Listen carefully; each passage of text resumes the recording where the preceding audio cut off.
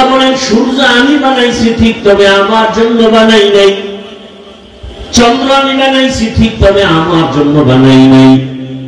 জমিন আমি আল্লাহ নিজে বানাইছি, তবে আমার জন্য আমি সৃষ্টি করি নাই। কিন্তু মানুষ আমি বানাইছি, আমি আল্লাহর ইবাদতের জন্য আমি সৃষ্টি করেছি। আসমান আমার বান্দার গোলামির জন্য, বান্দা আমি আল্লাহর গোলামির জন্য। দুনিয়ার সব মখলুকাত কার জন্য? মানুষের গোলামির জন্য। মানুষ কার জন্য? একমাত্র আল্লাহর গোলামির জন্য। এই জন্য সূর্য আমার গোলামি করে, ঠিক মতো আল্লাহর হুকুম মতো ডিউটি পালন করে। চন্দ্র আমাদের গোলামি করে, বাতাস আমাদের গোলামি করে, গরু আমাদের গোলামি করে। দেখছেননি যারা গরু দিয়ে চাষাবাদ করে তারা কি বড় বিয়ে পাস? নরমাল সাধারণ মানুষ। দেখেন ওই গরুটা যখন ডানে বলে যায়নি ডানে, বামে বললে যায়। আল্লাহ বুঝাই দিলেন যে একটা চাষি বান্দা ওর কথাও গরু শুনে। শুনে না? শুনে না? তাহলে উজানিকারী ইব্রাহিমের কথা জঙ্গলের বাঘ শুনবে না কেন? আউলিয়ারা কারে অকবা এখতিয়ার, জাহেলারা কারে দুনিয়া এখতিয়ার। প্রশ্ন করে ওই দরজায় তো ঢুকেই নাই, বলে মারিফত বলতে কিছু নাই। অথচ আমি চ্যালেঞ্জ দিয়ে বয়ান করেছি আল্লাহ মানুষকে বানাইছেন মারিফত অর্জন করার জন্য। এ তো খবরই নাই। ওমা খালাকতুল জিন্না ওয়াল ইনসা ইল্লা, উলামায়ে কেরাম তালিবুল ইলম লিয়াবুদুনের ব্যাখ্যায় অধিকাংশ মুফাসসিরিনে কেরাম লিখেছেন আয় লিয়ারিফুন। আরাফা ইয়ারিফু থেকে মারিফত, মারিফত মানে পরিচয় লাভ করা। কার পরিচয়? এই জন্যই আহলুল্লাহ বলেন মান আরাফা নাফসাহু ফাকাদ আরাফা রাব্বা, যে নিজেকে চিনে সে তার রবকেও চিনে। আরে আল্লাহর দেওয়া পানি, আল্লাহর দেওয়া সব কিছু ভোগ করতেছি, আল্লাহরে চিনি না। এজন্য আল্লাহ বলি না। বিপদে পড়িয়া লঞ্চ যখন ডুবে, স্টিমার ডুবে, মানুষ তখন কত টাকা ডাকে, যখন বেঁচে যায় তখন বলে লঞ্চের মাঝি খুব চৌকান্ন, খুব ভালো, আল্লাহর প্রশংসা বাদ হয়ে গেছে। ভাইরা আমার, আল্লাহ রাব্বুল আলামিন কেমন দয়ার মালিক আমরা চিনি না। এই কারণে আল্লাহর জন্য মায়াও লাগে না। দেখছেন এখানে যারা সবাই আমরা বসে আছি, দাঁড়ানো আছি, আমরা সবাই মুসলমান। আমাদের আল্লাহ কয়জন? আমার আল্লাহ আপনারটা একটু আলাদা না? এক। নবী বুঝে শুনে বললেন। আপনাদের কোরআন আমার কোরআন, সত্য কথা স্বীকার করেন। আপনাদের কাবা আমার কাবা, আপনাদের ধর্ম আমার ধর্ম, আপনাদের কালেমা আমার কালেমা। দুনিয়াতে আছে সিস্টেম না? আপনারা লঙ্গি করে আসছেন। বিদায় বেলা কাফনের সংখ্যাও পুরুষের 3টা, মহিলাদের 5টা। শুধু হুজুরদের জন্য একটা বেশি, এমপি সাহেবের জন্য একটা বেশি। যত বড় ধনী হোক, এমপি হোক, মরণকালে কাফন কয়টা? গরিবের জন্য একটা কাফন কেউ কমাইয়াও দিবে না, বড় লোকের জন্য একটা কাফন কেউ সম্মানে বাড়াবো। সবার বেলায় কাফনের সংখ্যা এক, কাফনের কালার আলাদা। কি চরমনাই যারা করে তাদের কাফনের কালার একরকম, যারা তাবলীগ করে তাদের আর এক রকম। কি না এক? কি কালার বলেন? সবার কালার সাদা। বড় কালার নিয়েও কিলে চলেনি কুমিল্লায়, চলে না? কালো, সবুজ, সাদা নিয়ে কত কিলে দিল। মরণকালে সকলের কাফনের সংখ্যা এক, কালার এক, কবরের সাইজ একটু আলাদা না, তাও এক। কবরের মধ্যে রাখার পরে প্রশ্ন করার জন্য ফেরেশতা আসবে। কয়টা প্রশ্ন? তা কি আলাদা না এক? রবের পরিচয় দাও, ধর্মের পরিচয় দাও, রাহমাতুল লিল আলামিনের পরিচয় দাও। কে ধনী, কে গরিব, কে আলেম, কে মূর্খ, কে টাকাওয়ালা, কে গরিব। কাফনের মধ্যে ঢোকার পরে কাফনে লেখা থাকবে বড় লোকের লাশ, বড় হুজুরের লাশ, এমপি সাহেবের লাশ। কবরে যাওয়ার আগেই মাস্তানি শেষ। কোটি টাকার মালিক দেখো, অভাব হয় না দূর, গরিব ঘুমায় আরাম করে মনটা বাহাদুর। ফেরাউনের লাশটা দেখো, মিশর জাদু ধরে, খায় না মাটি, পোকা মাছি সবাই ঘৃণা করে। হৃদয় থাকিবে যার নম্রতা সাদা, রহমত আসিবে সেথা প্রভুর আদা। বড় বাড়াই থাকলে দিলে রহমত আসবে না, নিজেকে নিজে ছোট মনে করিও সদা। উঁচু জমিন থেকে পানি নিচু জমিনে যায়, তেমনি খোদার রহমত আসে নম্রতার হৃদয়। ভোগবিলাসের বাড়ি গাড়ি পরে রবে সব, থাকতে সময় স্মরণ করো আল্লাহ আমার রব। কবরের সাইজ এক, কবরের প্রশ্ন তিনটা। এখন ওই তিন প্রশ্ন সবার বেলায়, আমাকেও একই প্রশ্ন, আপনাকেও একই প্রশ্ন, ইমামকে, মুক্তাদিকে, ডাক্তারকে, রোগীকে, সবার বেলায় একই প্রশ্ন। আবার দেখছেননি কারবার কি? দুনিয়ার ছেলে মেয়েরা পরীক্ষা দিবে, প্রশ্নপত্র ফাঁস করা যাবে না। প্রশ্নপত্র যদি ফাঁস হয়ে যায়, সংশ্লিষ্ট যারা তাদের চাকরি থাকবে না। কিন্তু আল্লাহর নিজাম কি, নিয়ম কি? কবরের যে তিনটা প্রশ্ন ফ্লাশ করে দিলেন, শুধু ফাঁস করে নাই, প্রশ্নটা বারবার বারবার বুঝাবার জন্য নবীদের দায়িত্ব দিলেন।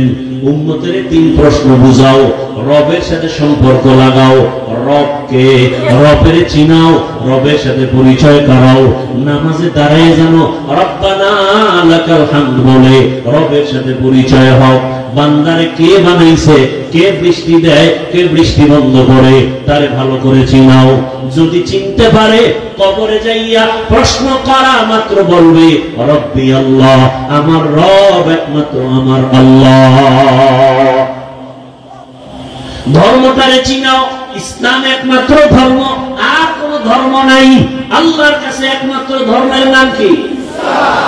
এটার ভালো করে চিনাও।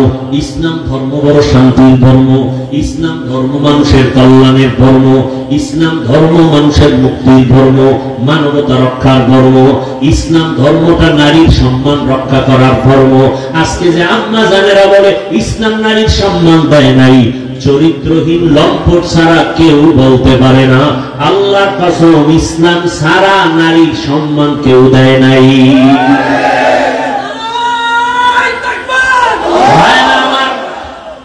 ইসলামটা এখনো চিনি না, ইসলামটাকে কেউ কেউ চিনাইছে, এটা বড় বোঝা। অথচ ইসলাম এতটা সব, এতটা মহব্বতের, এতটা আপন যে অন্য ধর্ম পালন করতে কষ্ট, ইসলামে কোনো কষ্ট নেই। এত সুন্দর ধর্ম। দেখেন এখানে এসে যে একটা মগ আছে না, এক মগ পানি বা একটা বোতল এখানে আছে। পানির পিপাসা আপনারও লাগতে পারে, আমারও লাগতে পারে। তা আপনি ধরলেন এই পানির পিপাসার জন্য মগটা ধরবেন বাম হাতে, তাই তো? ধরে আপনি বাম হাতে এক টান দিবেন, 30 সেকেন্ডে পানি শেষ।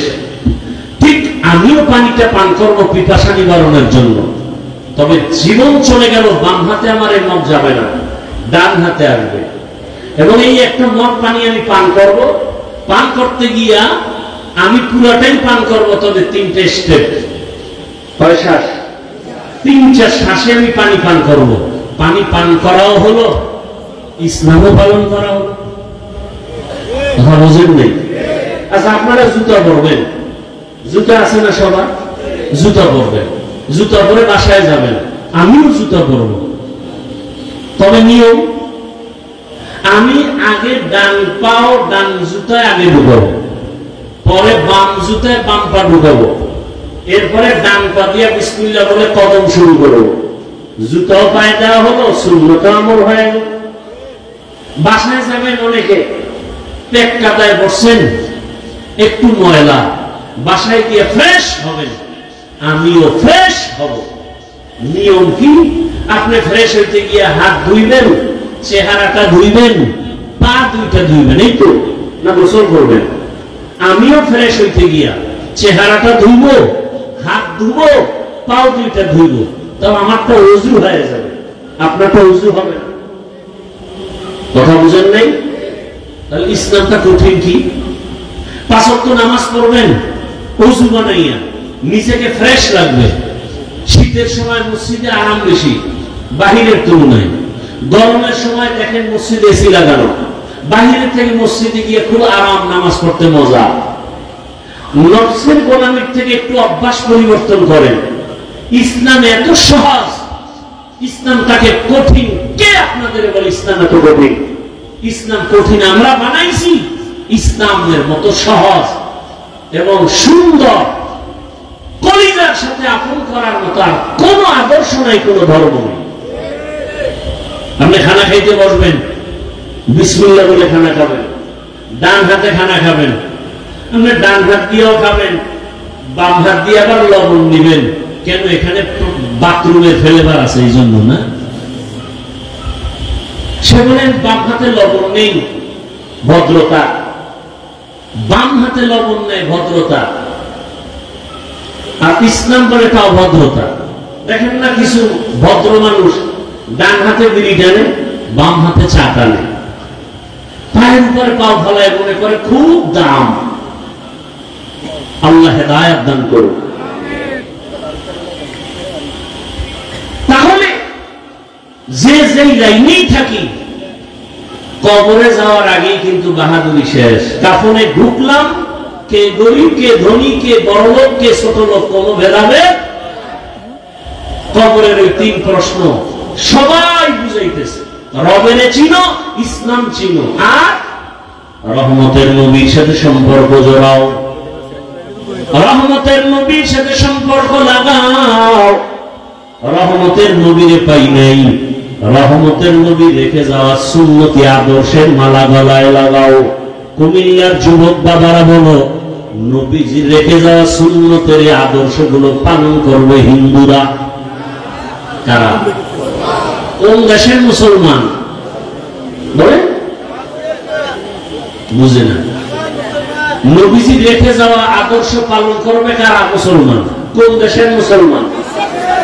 সারা দুনিয়া, শুধু কুমিল্লা বা বলেন? কুমিল্লা মাইনাস তো দাঁড়িয়ে নেই কেন? সুদের টাকায় ব্যবসা কেন? উপযুক্ত মাইয়া বেপরদায় কলেজে দৌড়ায় কেন? হুজুরকে দোয়া কবুল হয় না? এই বদমাশি শুরু করছে। হুজুরদের দোয়া 100 কবুল হয়, সুদ খাওয়ার কারণে ফলাফল আসে না, ঘুষ খাওয়ার কারণে ফলাফল আসে না, জিনা কর্মওয়ালাদের কারণে ফলাফল আসে না। ঘরে ঘরে জেনা, আর জেনার মেশিন তো এখন হাতে। কি? মোবাইল। চোখের জেনা, কানের জেনা, জবানের জেনা, অন্তরের জেনা, সারা রাত ঘরের মধ্যে, রুমে রুমে। ছেলে মোবাইল চালায়, মেয়ে মোবাইল চালায়, স্ত্রী মোবাইল চালায়। কি দেখে? ওয়াজ দেখে। হ্যাঁ, যেই পরিমাণ অপরাধ ঘরে ঘরে চলে, এতে তো গজব আসা দরকার ছিল, কঠিন আসে না কেন? একমাত্র রাহমাতুল লিল আলামিনের উম্মত হওয়ার কারণে। কিন্তু কপাল খারাপ, চিনলাম না সে দয়ার নবী কেমন। উম্মতের কান্ডারি নবী,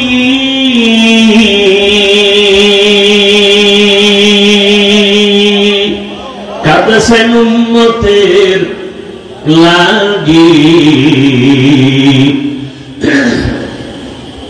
এখনো কাঁদেন নবীজি, এখনো কাঁদেন নবীজি শুয়ে মদিনার পানে। নবী বিনে কে তারাবে পুলসিরাত মিজানে, নবী বিনে কে তারাবে পুলসিরাত মিজানে। কেমন মায়ার নবী আমার। নবী রাস্তা দিয়ে চলতেছেন, গাছের গোড়ায় হরিণী বাঁধা, নবীরে দেখে সালাম দিছে। নবী সালামের জবাব দিলেন। হরিণী কি কথা বলতে পারে? সারা দুনিয়ার মানুষের বিবেক বলে পারে না, আল্লাহ বলেন আমার কুদরতে পারে। আল্লাহ কুদরতে পারেনি। এই বিশ্বাস যদি না থাকে তো আপনার ঈমান নেই। মরা গাছে কথা বলতে পারে না, আল্লাহ কুদরতে পারেনি।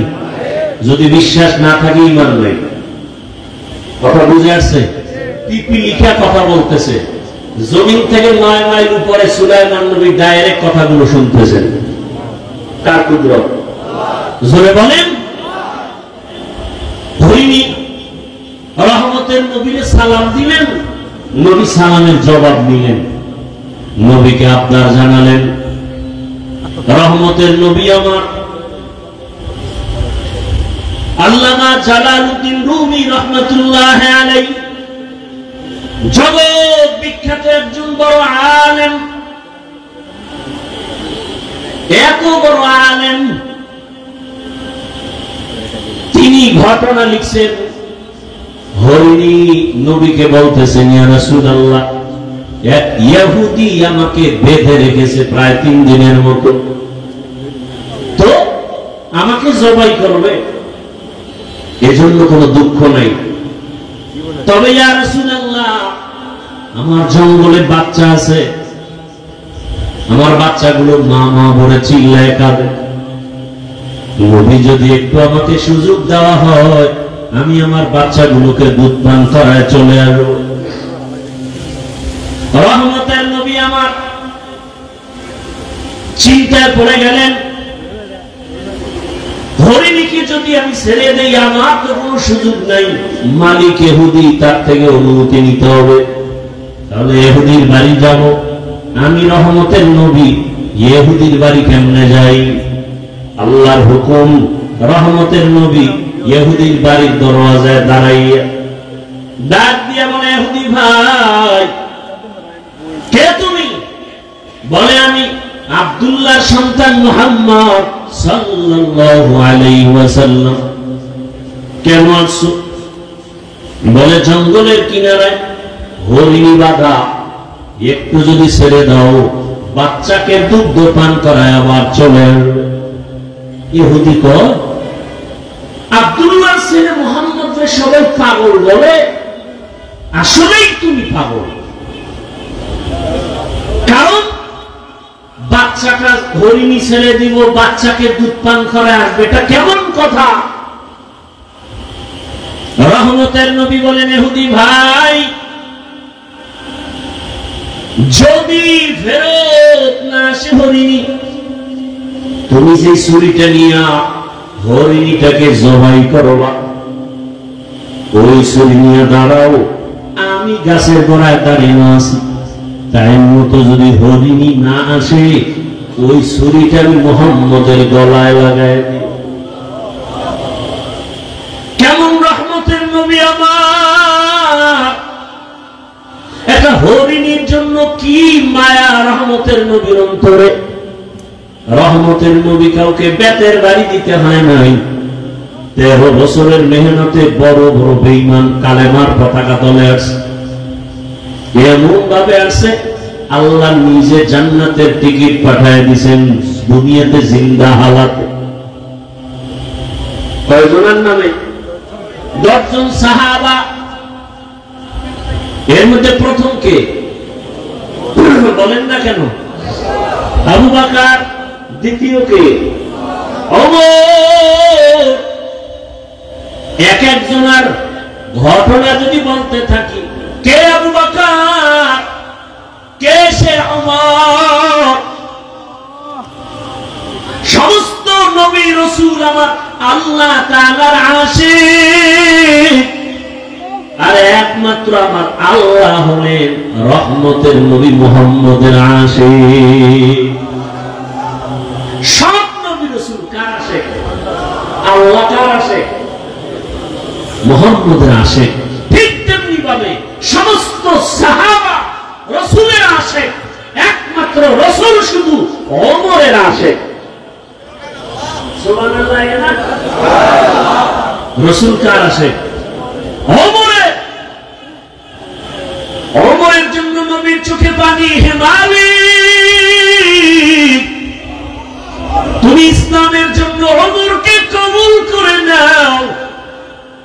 আল্লাহ এমন ভাবে কবুল করেছেন, 27 বছর মাত্র বয়স ওমরের, তরবারি নিয়ে দৌড়ায় নবীকে জবাই করবে। কত বছর বয়স?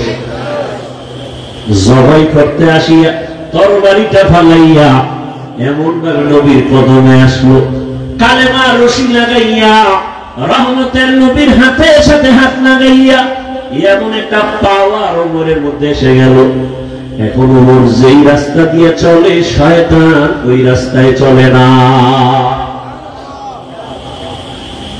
ওই ওমরের আল্লাহ এমন পাওয়ার দিছে যে এখনো ওমরের নাম শুনলে কেমন জানি একটু ভয় ভয় লাগে। হ্যাঁ যুবক, পারলে আমল করিস, আকাম করবি তো আমল দিয়া লাভ কি? এখনো যদি কেউ ঘুমের বিছানায় গিয়া ডান হাতের শাহাদাত আঙ্গুল দিয়া বুকের উপরে লেখে আইন নিমরা ওমর, যতদিন লিখে ঘুমাবে ওর স্বপ্ন দোষ হবে না। তুই যদি আকাম করতে করতে ঘুমাও মোবাইলে, দুনিয়ার সব দোষ তো তোর হয়ে জাগাত মরা উচিত। মুহাম্মদের উম্মত হওয়ার কারণে বেঁচে গেলি, চিনি না সে মুহাম্মদকে। এমন এতিম নবী আমার,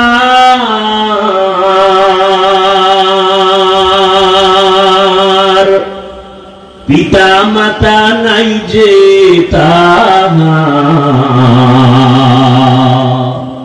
তারপরেও কত মারা মারলো তাকে দুশ্মনে।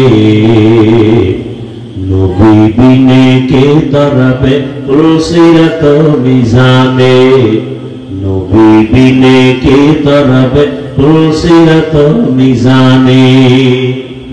রহমতের নবী আমার ইহুদি যখন বলল ছুরিটা আমার গলায় লাগাইও, ইহুদি কয় মুহাম্মদ তোমাকে মারার জন্য কত অপকৌশল অবলম্বন করা হয়, পারা যায় না। সুযোগ যখন তুমি দিয়েছ, হাত ছাড়া করা যাবে না। হেফাজতের মালিককে। রহমতের নবীকে যখন রশিদা খুলে দেয়, রহমতের নবী হরিণী রশি ধইরা ইশারায় বলে, হরিণী দেখছুনি ইহুদির হাতে ছুরি, সময়ের মধ্যে যদি এসে হাজির না হও, ওই ছুরিটা আমি মুহাম্মদের গলায় লাগবে। হরিণীটা দৌড় দিয়া জঙ্গলে চলে গেল। বাচ্চাদের ডাকছে আসো, কণ্ঠ পায় বাচ্চাগুলো জঙ্গলের ভেতর থেকে দৌড়ায়। আল্লামা জালালউদ্দিন রুমি রাহমাতুল্লাহ আলাইহি তিনি ঘটনা লিখেন মাআরিফে মাসনবীর ভেতরে। যখন মা একটা চিৎকার দিছে, বাচ্চাগুলো এসে মায়ের কাছে মাথা নত করে চোখের পানি ছেড়ে বলে, মা তুমি এতদিন আসো নাই, মা মা করে চিল্লাইলাম, এখন তুমি হঠাৎ করে আসলা, তার কারণটা কি? কেমনে? হরিণী চোখের পানি ছেড়ে বলে, ও সন্তানেরা, কথা বলার সময় নাই, আমাকে ইহুদি বেঁধেছে। রহমতের নবী রাস্তা দিয়ে চলতেছিলেন, আমি দেখে অনুরোধের কারণে নবী ছাড়ছি, কিন্তু কথা বলা যাবে না। ইহুদি রশি নিয়ে দাঁড়ানো, ছুরি নিয়ে দাঁড়ানো, সময়ের মধ্যে যদি আমি হাজির হতে না পারি, ইহুদি ছুরিটা আমার গলায় না লাগাইয়া রহমতের নবীর গলায় লাগাই দিবে। বাচ্চাগুলো চিল্লায় কয়, মা যে এত দয়া তোমাকে করছে তারে একটা নজর না দেখা দুধ আমরা কোনদিন পান করব না। চলো তারে একটা নজর দেখবো কেমন বাবার নবী। হরিণীও দৌড়ায়, বাচ্চাগুলো দৌড়ায়, আমার নবীকে দেখবেন কেমন মায়ার নবী আমার। হরিণী যার দ্বারা এত উপকৃত হলো, বাচ্চাগুলো আইসা নবীর সামনে সময়ের আগে হাজির, হরিণীও হাজির, মাথা নত করে সালাম দিল। হরিণী মাথা নাড়ায় নাড়ায় কি যেন নবীকে বলতেছে, নবী শুনতেছেন। নবীর চোখ দিয়া পানি আসছে। ইহুদি তাকায় তাকায় দেখতেছে, ডাক দিয়ে কয় আব্দুল্লাহর সন্তান। ওই হরিণীটা কি যেন বলে বুঝলাম না। রহমতের নবী বলে, ও ইহুদি ভাই, এই বাচ্চাগুলো কয়েকদিন পর্যন্ত খানা পায় না, মা মা বলে চিল্লাইয়া ক্ষুধার যন্ত্রণায় তারা বেহুশ। আজকে মাকে পাইয়াও দুধ পান করে নাই। যখন আমার কথা শুনছে বাচ্চাগুলো রেডি হয়ে গেছে, আমাকে একটা নজর না দেখে মায়ের কোলালে মুখ লাগায় দুধ পান করবে না। ইহুদি কথা শুই না তরবারিটা ফালাইয়া ডাক দিয়ে কয়, রে আব্দুল্লাহর সন্তান, এতদিন আমাদেরকে ভুল বলা হইতো, আজকে হরিণী যদি তোমাকে চিনে আমি মানুষে কেন চিনতে পারি নাই। আমাকে তুমি মাফ করে দাও, বেয়াদবি করে ফেলেছি, আমাকে তুমি কালেমার রশিদ লাগাইয়া দাও। মায়ার নবীর ব্যবহার, মায়ার নবীর আচরণ আর আদর্শ, ও আমার কুমিল্লার মুসলমান, আমার যুবক, আমি তোমাকে এতক্ষণ যত বয়ান করছি একবারও কিন্তু বলি নাই আমার মতো দাড়ি টুপি আর পাগড়ি লাগাইয়া স্কুল সারিয়া মাদ্রাসায় যায় হুজুর হও। আমি একবারও বলি নাই রে বাবা, বরং আমি বারবার সারা দেশে বলি, আজও বলি, ও বাবা তুমি স্কুলে পড়ো, কলেজে পড়ো, চাকরি করো, ব্যবসা করো, কোনো বাধা নাই রে বাবা। তুমি ডাক্তার হও, ইঞ্জিনিয়ার হও, প্রফেসর হও, তুমি এমপি হও, মন্ত্রী হও, ডিসিএসপি যাই হও না কেন, কোনো বাধা নাই। তবে ওখানে থাইকা আমার রসুলের মহব্বত অন্তরে জমা করো, 5 ওয়াক্ত নামাজ আদায় করো। তোমার মতো কত RAB, army, police, BDR, MP, মন্ত্রী, কত চেয়ারম্যান, কত ডিসিএসপি, কত ওসি, কত ব্যবসায়ী, ধনী মানুষ, নামাজি অভাব নাই। ও যুবক বাবা, তোমার মতো কত যুবক স্কুলে পড়ে, নামাজ পড়ে, তুমি কেন পারো না? তোমার মতো কত যুবক রাস্তায় গাড়ি চালায়, নামাজ ছাড়ে না। ওই সারা রাত রিক্সা চালাইয়া ওই সেজদায় গিয়া কাঁদে, ও মালিক অল্প কামাই করি তুমি বরকত দিও। ঢাকা কলেজে গিয়া দেখো তোমার মতো কত ছেলেরা কলেজে ক্লাস করে, দাড়িওয়ালা, মাথায় পাগড়ি লাগানো। তুমি নিজের বিবেকটাকে জিজ্ঞাসা করো, তুমি কেন পারবা না? আমার মাওলাকে কি তুমি মিথ্যা মনে করেছো? আল্লাহ কোরআনটাকে মিথ্যা কি মনে করেছো? যদি মিথ্যাই মনে করো প্রমাণ দাও, এখন দাড়ি কেটে ফেলবো, আর নামাজ পড়বো না, আর আল্লাহর পক্ষে কথা বলবো না। কিন্তু আজ পর্যন্ত কেউ পারে নাই, কিয়ামত পর্যন্ত কেউ পারবে না। বরং তোমার পায়ে হাত রেখে বলি, আমিও তো তোমার মতো একটা যুবক সন্তান। আজকে যদি আমি টুপি দাড়ি ছাড়া চলতাম, প্যান্ট শার্ট পরিয়া মাস্তানি করতাম, সন্ত্রাসী করতাম, কেউ বাধা দিত না। ও বাবা, তোমার মতো যদি আজকে গুনার পথে দৌড়াইতাম, পার্কে দৌড়াইতাম, কেউ বাধা দিত না। কিন্তু এই টুপি মাথায় দেই কত কষ্ট, দাড়ি রাখি কত মানুষ কত খারাপ কথা বলে। মাদ্রাসায় পড়েছি, কওমি মাদ্রাসায় কত গালি শুনলাম। আল্লাহর বান্দা, তাবলীগ করি, পীরের কাছে যাই, কত বাজে কথা শুনি। এরপরেও কেন দাড়ি ফালাই না, টুপি ফালাই না, নামাজ ছাড়ি না, বরং তোমাকে পাও ধরে ধরে বুঝাই, বাবা আসো আল্লাহর ঘরে গিয়ে সেজদা দাও, মা বাবার দোয়া দাও, উলামায়ে কেরামের দোয়া নাও, শিক্ষকের দোয়া নাও। কেন রে বাবা? একমাত্র কারণ আমার মাওলার কোরআন সত্য, আমার আল্লাহর কোরআনে যা বলা আছে তাও সত্য। ইন্নাল আবরারা লাফি নাঈম ওয়া ইন্নাল ফুজ্জারা লাফি জাহিম। নেক আমলওয়ালারা জান্নাতের পথিক, গুনাহ যারা করবে তারা জাহান্নামের পথিক। জান্নাতটা কেমন আরামের জায়গা তাও আল্লাহ বয়ান করেছেন, জাহান্নামটা কেমন ভয়ঙ্কর তাও আমার আল্লাহ বয়ান করেছেন। চিন্তা ভাবনা করে দেখলাম, দুনিয়াতে সূর্যের গরম সহ্য করতে পারি না, ফ্যানের বাতাস এসি চলে তারপরে ঘুমাইতে পারি না, গরম আর গরম। একটা মশায় কামড় দিলে রাতে আর ঘুম হয় না। গুনাহগারের জন্য যে আযাবের কথা আবার আল্লাহ বলেছেন, ওরে ওয়াকুদুহান নাসু ওয়াল হিজারা, ওরে গুনাহ নিয়ে যারা কবরে যাবে, কবরে হাসরে জাহান্নামের আগুন। ওই জাহান্নামের আগুন এত ভয়ঙ্কর, শরীরের যে কোনো জায়গায় লাগা মাত্র কলিজা পর্যন্ত গুনাহ হয়ে যাবে। রহমতের নবী আম্মা জান আয়েশা বলেন, দেখি আমার রূপের মধ্যে বয়ে বয়ে নবী কান্না করে। আমি আয়েশা ভয় পেয়ে গেলাম, আমার কোন বেয়াদবির কারণে নবী কষ্ট পাইলেন নাকি। আমি নবীর কাছে গিয়ে আস্তে করে প্রশ্ন করলাম, ইয়া রাসূলুল্লাহ আপনি কাঁদেন কেন, আমার কোন বেয়াদবি হয়ে গেছে নাকি? আম্মা জানকে নবী বলেন, আয়েশা কি বেয়াদবি হবে? আম্মা জান বলেন, ইয়া রাসূলুল্লাহ আমার বয়স কম, অজান্তে না জানি আবার কোন ব্যবহারে কষ্ট পেয়েছেন। কয় না না, তো আপনি কাঁদেন কেন? বলে, রে আয়েশা, আরে আমার হঠাৎ করিয়া দুইটা জিনিসের কথা মনে পড়ে গেল, আমি চোখের পানি ধরে রাখতে পারি না রে আয়েশা। একটা হলো, আমার জীবনে একটা দুঃখের সময় ছিল, আমার বংশের লোকেরা এত অত্যাচার করতো, আমার পানি পর্যন্ত দিত না। আমাকে 3 বছর পর্যন্ত শিয়াবে আবু তালিবের গৃহবন্দী করে রাখছে। খানা দেয় না, আমি গাছের পাতা চাবায় চাবায় খেয়ে পেটের ক্ষুধা নিবারণ করেছি। ওই সময় আমার আপন ছিল খাদিজা। ওই খাদিজা যখন চলিয়ে গেছে, আমি ওর কথা সহ্য করতে পারি না, মনে আসলে চোখের পানি পড়ে। আর আমার হঠাৎ করে চোখের পানি হাসরের ময়দানের হালাত।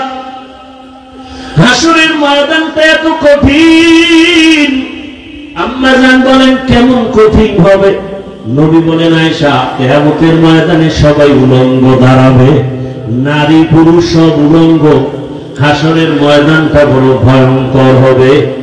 জাহান্নামের আওয়াজ, সূর্যের গরমে জমিনটা তামা হয়ে যাবে। জাহান্নামের চিৎকারে হাসরের ময়দানটা থরথর করে কেঁপে উঠবে। আমার আল্লাহ রাগ হয়ে আওয়াজ দিবেন, লিমানিল মুলকুল ইয়াউম। আল্লাহ পাকের কুদরতি আওয়াজে হাসরের ময়দানটা কেঁপে উঠবে। নবীরা পর্যন্ত কান্না শুরু করবেন নিজেদের ফিকিরে। এমন এক অবস্থা হবে, উম্মতেরা পাগলের মতো হয়ে দৌড়াবে, কোন নবী সুপারিশ করবে না। এক পর্যায়ে তারা আমি মুহাম্মদের তালাশ করবে। আমার কাছে না যাওয়া পর্যন্ত তাদের রাস্তা খুলবে না। হাসরের হাজারো কোটি মানুষের মাঝে আম্মা জান বলেন, নবী আপনাকে কোথায় পাবে উম্মতেরা? নবী বলেন, আয়েশা আমি মাকামে মাহমুদে আমার রবের সামনে সিজদায় করে কান্না করব। ঈসা নবী নিজের চিন্তায় কাঁদবেন, মুসা নবী নিজের চিন্তায় কাঁদবেন, আর আমি মুহাম্মদ একমাত্র উম্মতের চিন্তায় কান্না করব। আর বলবো, হে আল্লাহ আমার উম্মতের বাঁচাও, আমার উম্মতেরা যেন জাহান্নামের আগুনে না যায়। ওই সময় আমার আল্লাহ কান্না দেখে আমাকে বলবেন, নবী কাঁদিয়েন না। আমাকে উঠতে বলবেন, আর বলবেন আপনি উম্মতগুলো ধরে ধরে জান্নাতের দিকে নিয়ে যান। আমি তখন উম্মতগুলো বাছাই করে করে জান্নাতের দিকে নিব।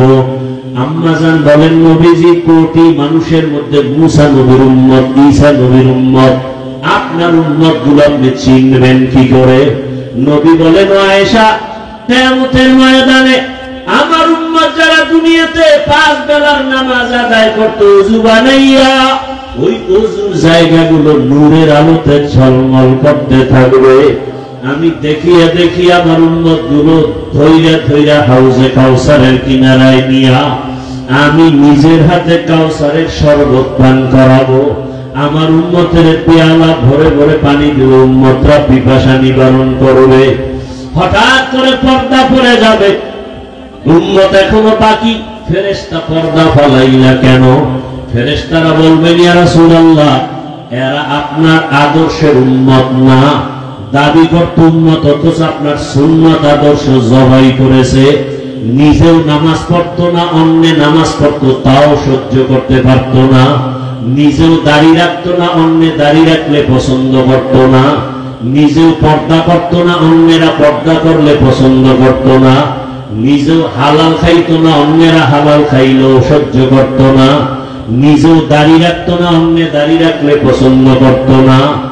আল্লাহর নবী তখন বলবেন আয়েশাকে, নবী বলেন আয়েশা, তখন আমি রাগ হয়ে বলবো, সোহকান সোহকা লিমান গাইয়ারা মিন বাদি, ভেগে যারে উম্মত, তোরা আমার উম্মত না, আমি তোদের নবী না। সাথে সাথে গাইবি আওয়াজ, আমার নবীর পক্ষ থেকে আওয়াজ আসবে, ওদেরকে ধর, জাহান্নামের শিকল লাগাও। জাহান্নামের শিকল লাগাইয়া এরপরে জাহান্নামের দিকে নিয়ে যাবে। আমার আল্লাহ পাক রব্বুল আলামিন বলেন, জাহান্নামের দিকে নাও মাত্র চামড়া গুলো গলিয়া গলিয়া পড়বে আগুনের গরমে। ও আল্লাহর বান্দারা, চিন্তা ভাবনা করিয়া বিছানায় মাথা লাগাও। ঘুমের মধ্যে কত মানুষ মরিয়া যায়। ওই যে মাইলস্টোন স্কুলের খবর কি ভুলে গেছো রে বাবা? দেখো না ভিডিওর মধ্যে মা বাচ্চাকে ধইরা কাঁদতেছে, কিন্তু বাচ্চা আগুনে চামড়া জামার সাথে মিলে গেছে। কত সন্তান আগুনে পুড়া নিজে হাইটা এসে গাড়ির মধ্যে হসপিটালে গেছে। মাকে বলে, আম্মু আমি বোধহয় বাঁচবো, কারণ আমি অনেক বন্ধুদের উপকার করেছি, কিন্তু শেষ পর্যন্ত চলিয়া গেল।